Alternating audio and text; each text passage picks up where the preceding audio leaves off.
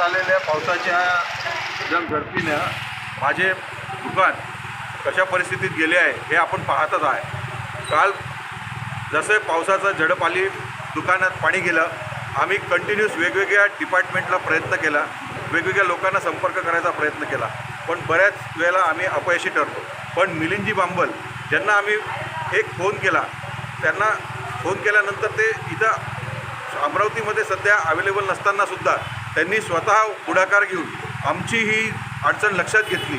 त्यांनी लक्षात घेऊन ताबडतोब त्यांचे व्यस्त कामामधूनसुद्धा वेळ काढून त्यांच्या पद्धतीनं वेगवेगळ्या डिपार्टमेंटला फोन करून त्यांच्या माध्यमातून फॉलोअप देऊन आमच्याकरता त्यांनी पुढाकार घेऊन हे आज सोल्युशन काढून आम्हाला आता एक अग्निशामकची गाडी पाठवली आहे आणि आपण पाहतच आहे की त्याच्यामधून आता हे पाण्याचं जे आहे ते निचरा करण्यासाठी प्रयत्न करण्यात येत आहे। आतापर्यंत कुणीही मदत न केल्यामुळं आम्ही थोडेसे नाराज आहोत, पण मिलिंदजींचे आम्ही खूप खूप आभारी आहोत।